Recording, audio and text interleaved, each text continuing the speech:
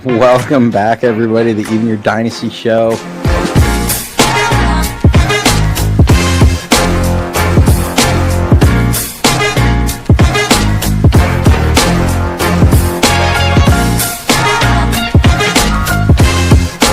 We just got breaking news in.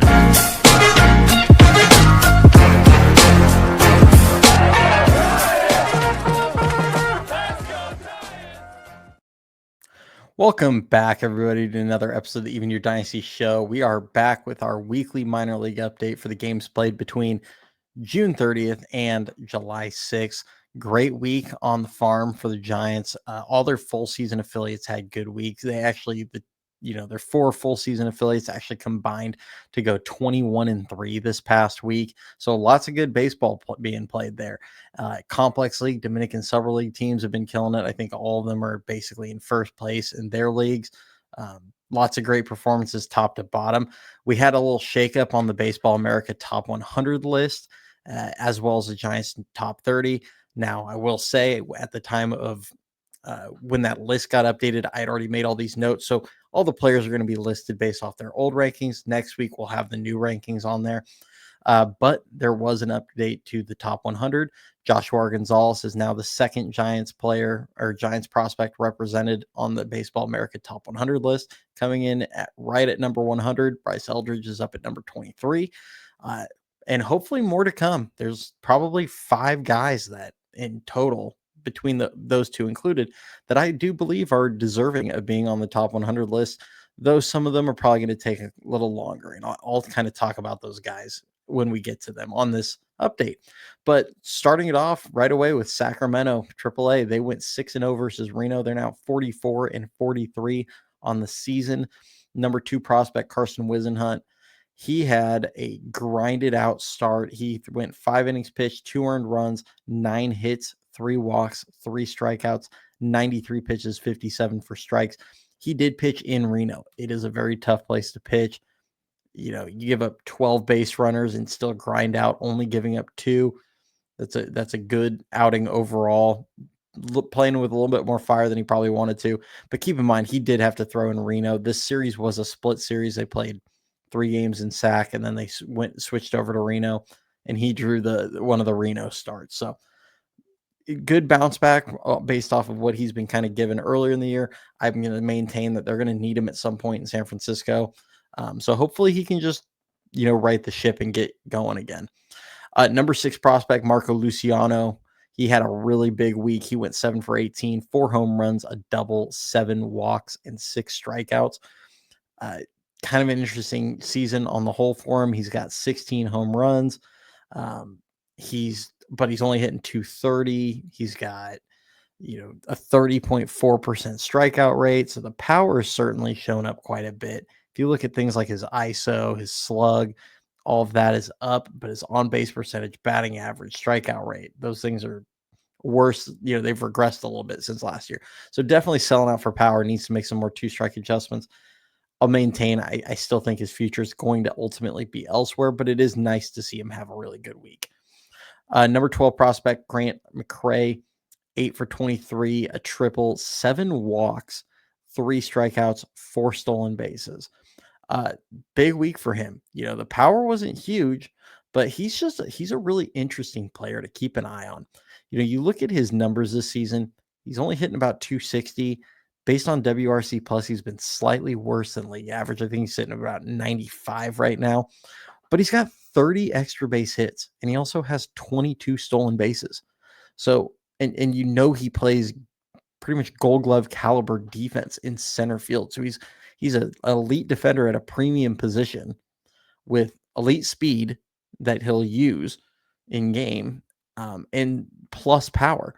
But he's got to make better 2-strike adjustments. This week, he was really solid overall. Only 3 strikeouts in 30 plate appearances. It's really good. He's sitting at 27.3% right now. I think he, at minimum, before you can consider bringing him up and having him play significant time, he needs to get that down under 25% in AAA. I'm not sure if he's going to get that opportunity this season, but if he has a really good second half, he could probably position himself well, very well to have a good shot at an everyday shot going into next season.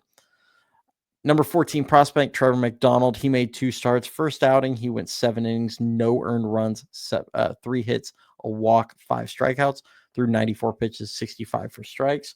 Second start, he went 5 innings pitched, 2 earned runs, 7 hits, a walk, 7 strikeouts, 93 pitches, 61 for strikes.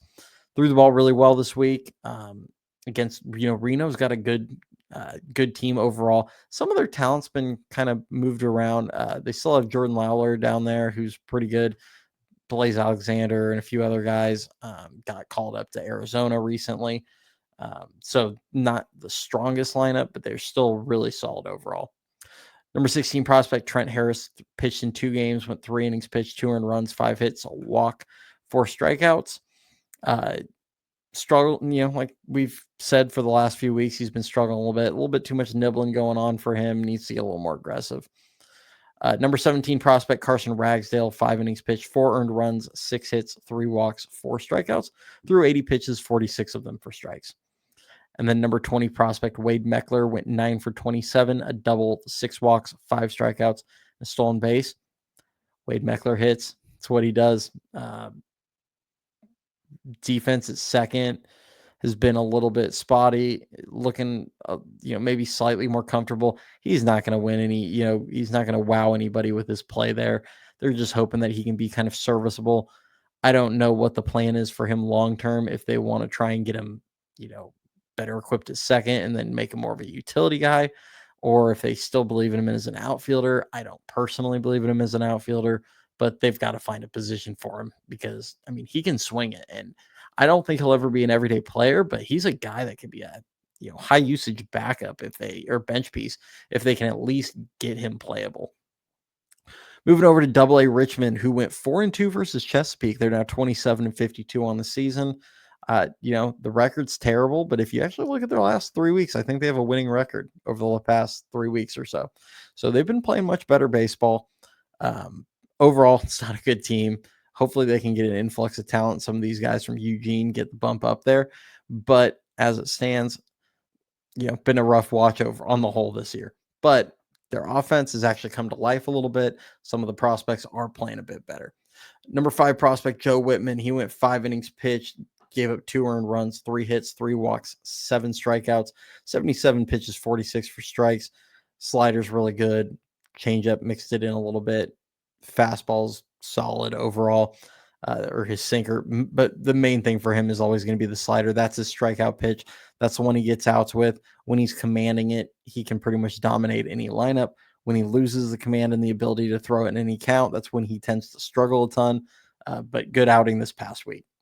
Number 10 prospect, Diego Velasquez, 3 for 22, a triple, a double, 4 walks, and 6 strikeouts. He's been scuffling a bit on the last month or so. Not a lot of power. He had the couple extra base hits this week. Prior to that, hasn't been getting a bunch of extra base hits. Lots of singles, some walks. Average is kind of starting to dip a little bit. I still would love to see him get a chance in AAA before the year ends. But it's a tough environment to hit, as we've constantly talked about with the Eastern League. Sabine Ceballos, the number 21 prospect, he went 5 for 19, 2 home runs, a walk, 3 strikeouts. The 2 home runs was really nice to see. He now has 3 on the year. So, he hit 1 in early April, and he didn't hit a home run for a long time. And then he just hit 2 last week. Pulled a couple. Nice to see him, pull the ball in the air with some authority. He's struggling. He's hitting a $180 on the year. He's going to need to start stacking up some weeks like this to really salvage his season numbers. He was a guy I marked as, I kind of circled as a guy I was most excited to see at a new level. And to this point, hasn't been very good. There's still time. A lot of ball left this season. Let's see how he does. Number 26 prospect, Jack Choate, 5 innings pitched, an earned run, 4 hits, a walk, 6 strikeouts through 66 pitches, 42 of them for strikes. Jairo Pomares went 2 for 16, a walk, 5 strikeouts, and a stolen base. Adrian Sagasti, he went 7 for 15, a home run, a double, 2 walks, 2 strikeouts. He's a guy that actually between him and Drew Kavanaugh, I'm feeling slightly better about the catcher position. I still think the Giants need to take one in the first 3 picks.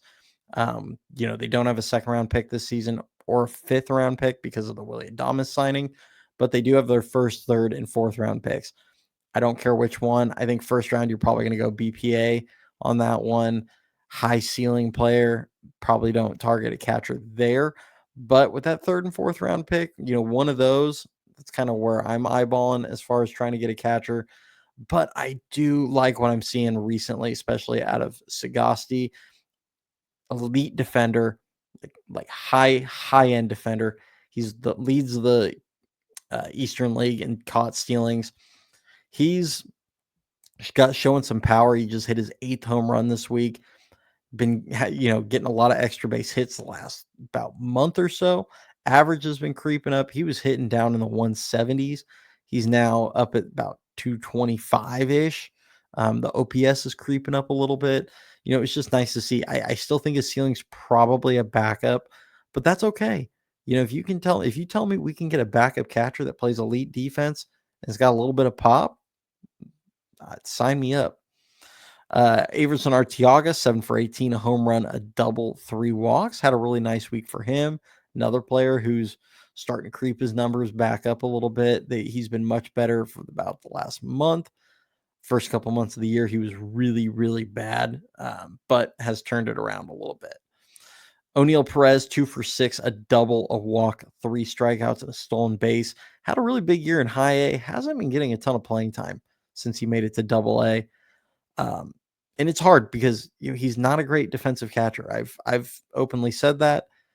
I think you got to continue developing Sagasti there more than Perez. They got to find a position for Perez, I think, for the long term. But his bat can play a bit, and I feel like you got to find a way to get him in the lineup every day. And then High A Eugene, they went 6-0 versus Hillsborough. They were riding, I think, an 8-game winning streak after that. They're now 44-36 on the season, so they've put some distance between themselves and 500. Number 7 prospect Bo Davidson, he went 5 for 22, a home run, a triple, 5 walks, and 6 strikeouts. The home run was an inside the Parker. Really exciting to see him kind of show off all the tools there. Triple, spun on one, showed off the wheels a bit there as well. Love to see the good walk to strikeout ratio on the season, and he's just continues to show he's a 5-tool player. Not his best week, but overall solid. Having a great year. He's among the lead leaders. Him and Bandura are up among the lead leaders in batting average. When you look at like average, on base percentage, slugging, OPS, all these different numbers are WRC plus.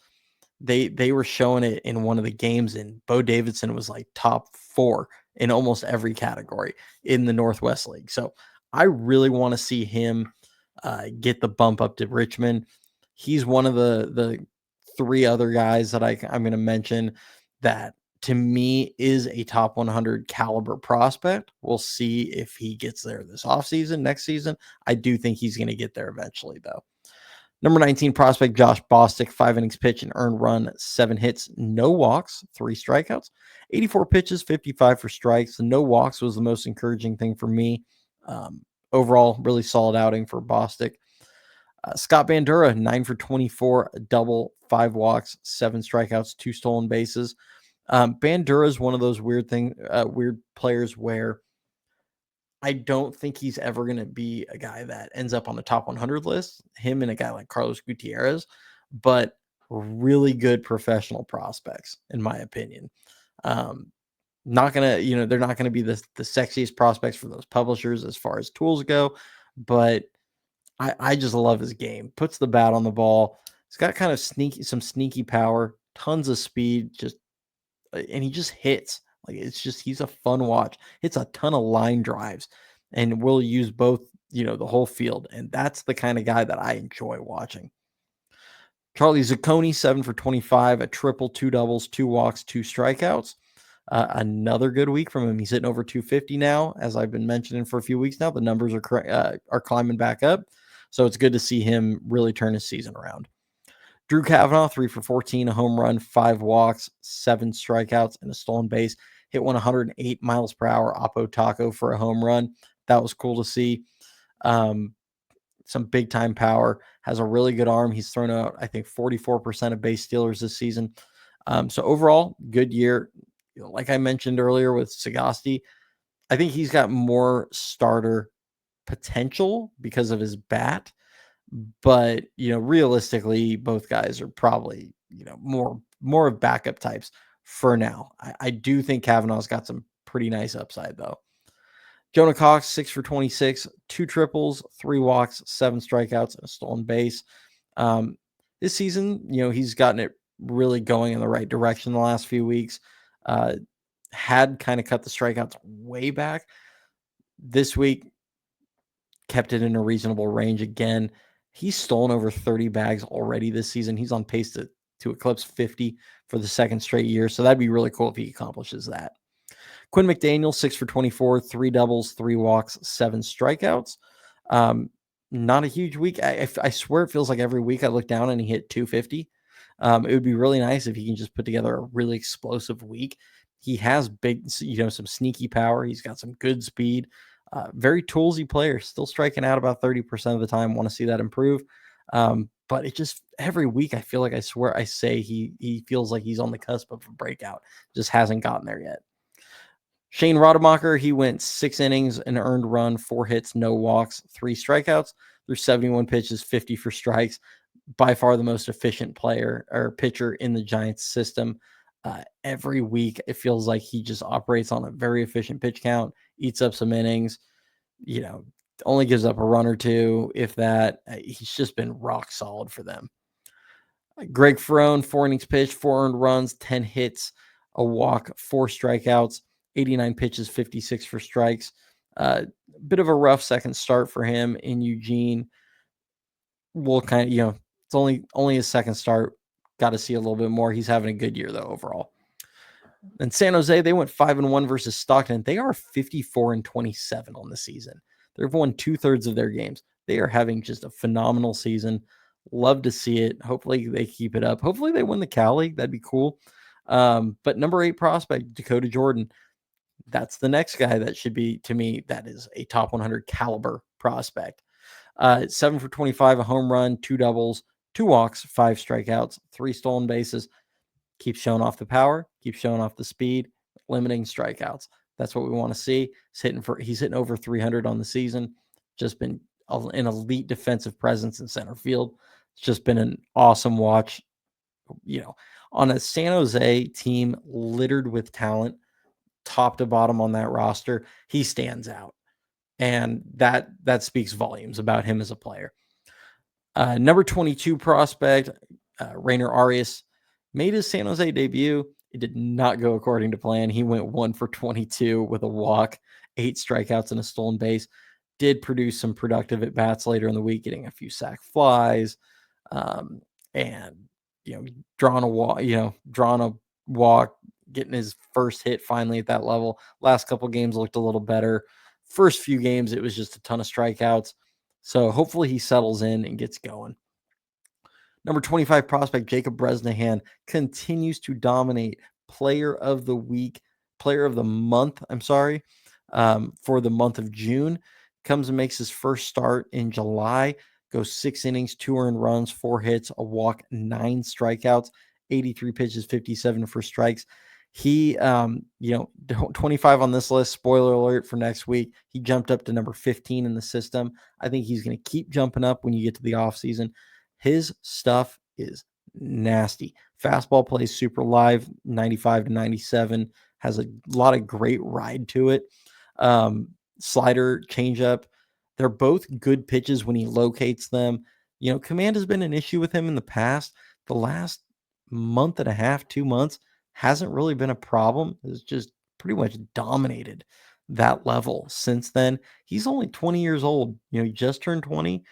Someone to just keep an eye out on. He's a guy that I think can rise fast. I think he has the makings of a top 100 prospect. They have a few pitchers like that between him and Kayama and De La Torre, Keener Martinez. Some of these guys, they have the makings of, some of these young pitchers that it could be a big organizational strength as far as top prospects go here in just a year or two. But I think he's one that you definitely cannot overlook. He is right there on that list. Number 27 prospect, Jeremy Maldonado, 2 innings pitched, an earned run, a hit, 5 walks, 2 strikeouts. Number 29 prospect, Carlos Gutierrez, as well as Jacob Christian, both did not play this week. I know Carlos is dealing with a little bit of a back injury. No word yet from Jacob. We haven't reached out to him on his injury yet. But I know Carlos is dealing with a little bit of a back thing. He had a back injury that cost him most of last season. He did say it's not as serious as that one. So hopefully we'll see both of those guys back in the lineup soon. Neither went on the 7-day IL, which is promising. Walker Martin, 9 for 25, 2 doubles, 2 walks, 7 strikeouts. Cool thing for Walker also had a walk-off single in Sunday night's game, which is really nice to see. He got up 3-0, took a couple strikes. This is a guy that's had strikeout issues, and he managed to get, barrel one up, put it in the gap, and get himself a walk-off. And Xander Darby, he went 7 for 15, a home run, 5 walks, 3 strikeouts, and a stolen base. Continues to hit. It's kind of weird. He's not getting everyday playing time, and yet he's hitting 300, has an 800 plus OPS. He's been one of their best hitters since he's been back from that early season injury.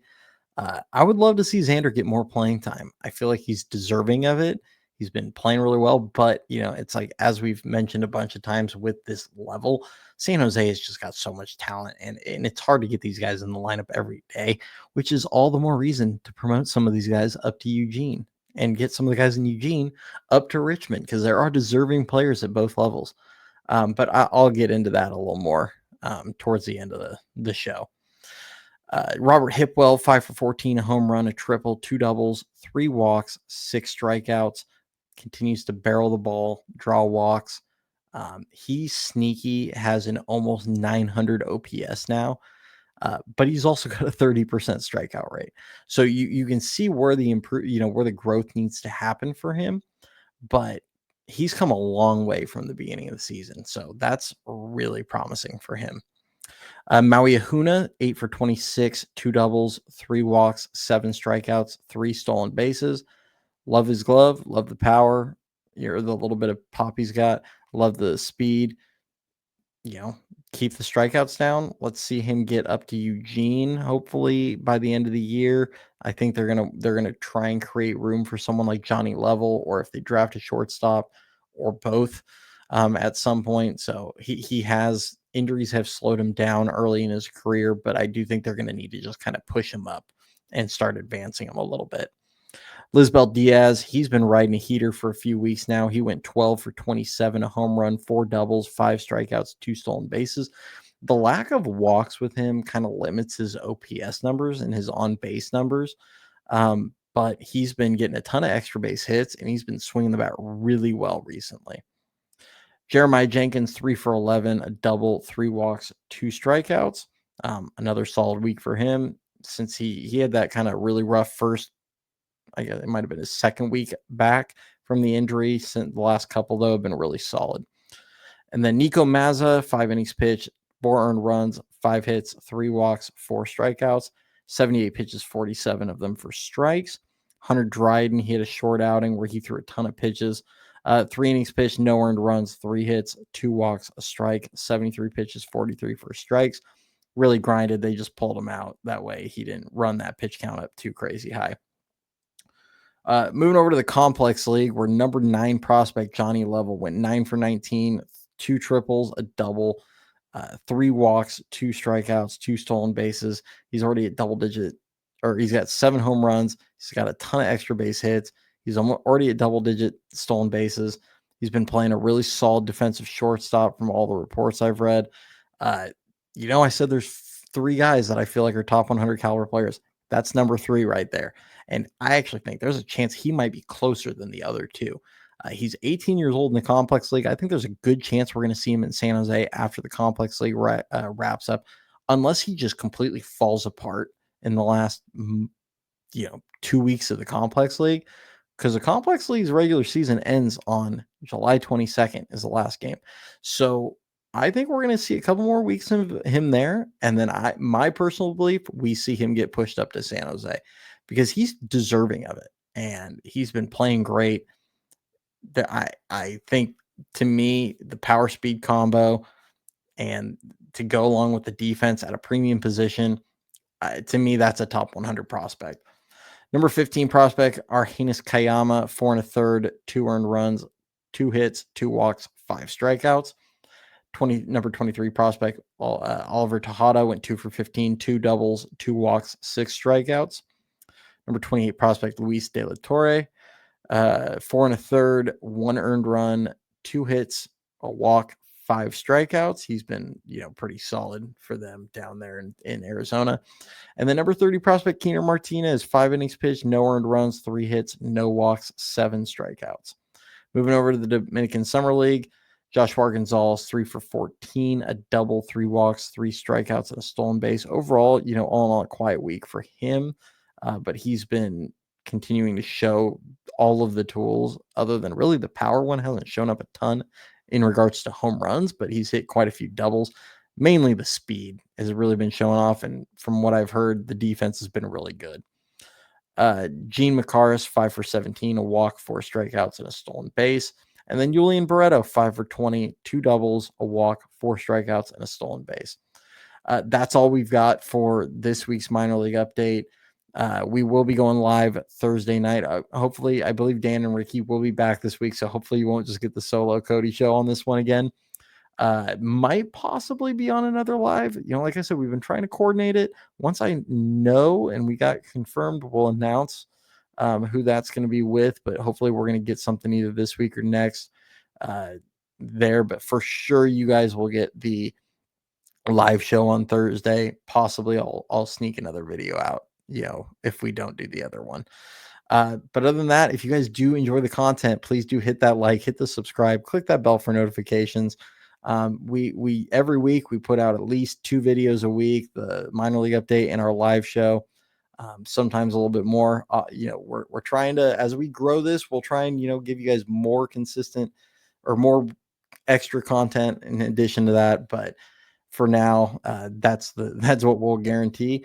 And we appreciate you guys. We're on the road to 2,000 subscribers. When we hit 2,000, we're going to do another giveaway. So we're going to, work on that. I think I've announced it'll probably be some Even Your Dynasty Show merch, some fun stuff. You guys have seen the hoodie, things like that. So we're gonna do a giveaway at 2,000. So we're a bit of ways from that, but with the deadline and all that coming up, might hit that pretty quick. So go Giants, and we'll catch you next time.